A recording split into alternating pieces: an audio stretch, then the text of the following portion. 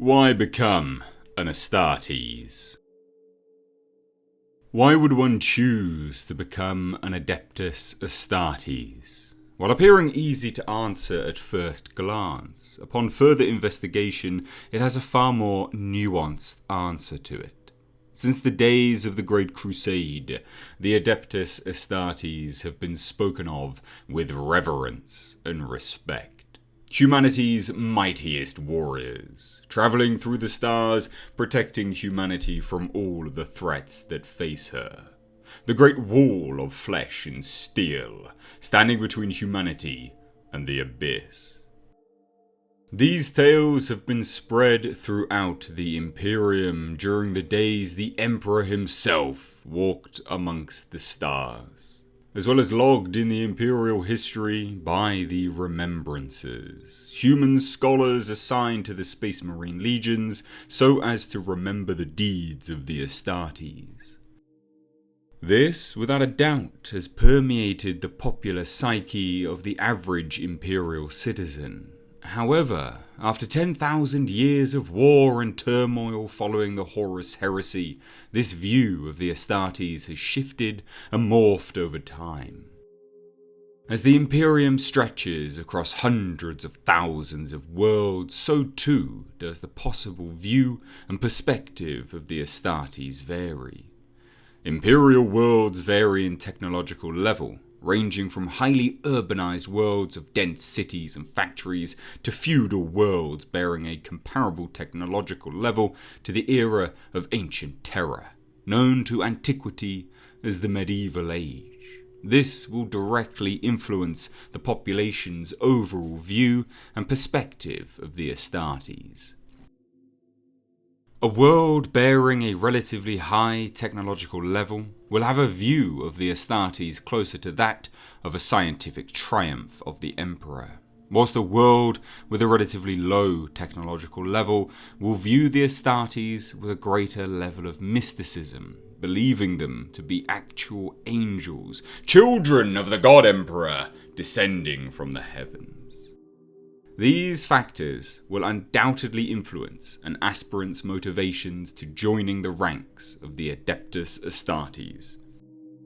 An individual residing on a highly developed world might view joining the Astartes as the ultimate achievement in one's life. A child dreaming of joining the ranks of the heroes he grew up on, seeking adventure and excitement in one's life.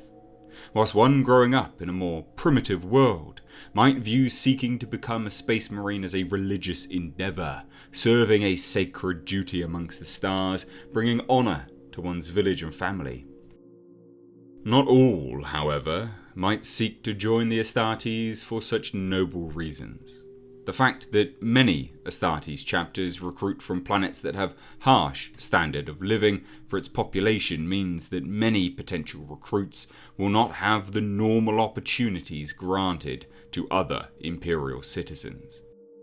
Whether it be growing up in gang life, intertribal warfare, or extreme environments ranging from scorching deserts to bone-chilling tundra, the local population of these planets are questionably tough, just out of brute necessity. To many living in such circumstances, joining the ranks of the Adeptus Astartes is the only chance they will ever have of escaping their current situation. In some circumstances, noble families will have a history of offering their sons to Astartes chapters as a noble tradition, and they will groom their children for the trials to be undertaken. Now, should one seek to join as an Astartes, a frequent route one might take is to travel to the nearest Astartes fortress. Whenever a large number of Astartes are deployed to the aid of a planet, it is not uncommon for the chapter to establish a fortress on that planet to act as a recruiting hub. Unless, of course, that planet has already been claimed by another chapter as their own designated recruiting world. Regardless of the chapter which owns the specific Astartes fortress on one's planet, all would-be recruits will often first be greeted by an Astartes chaplain, a black-clad Astartes bearing a helm forged in the image of a human skull, invoking the deathly visage of the God Emperor upon the golden throne of terror. If an Astartes fortress is yet to be established, or a world's population is too widely dispersed across their world, a chapter will often send out chapter members to actively recruit from what population centres they can. And upon first glance, Astartes seem to have hundreds of potential recruits. Whilst many do apply to join, only a very select few will pass the entry trials and begin the surgical process. Those who do not pass the trials will often be assigned as chapter serfs, mortals who have not been selected to begin the Astartes transformation, yet they prove to still be of use to the chapter as a whole. Chapter serfs fulfill a myriad of different roles, often administrative in nature. The duties of a chapter serf can include meal preparation, equipment maintenance and data entry, as well as a host of other tasks. Some chapters may even include highly specialised roles, such as the manufacture of special paper for use in purity seals.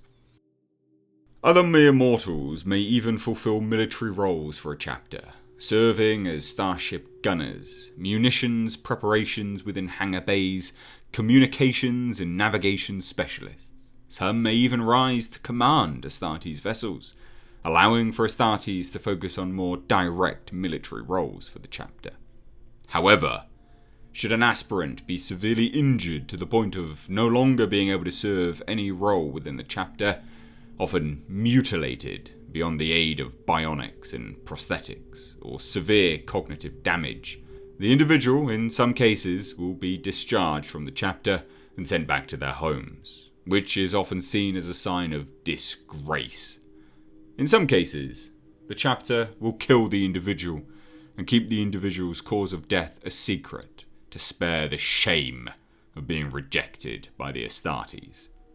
Truth be told, the reasons one might wish to be one of the Emperor's angels is as varied as the worlds the Imperium rules.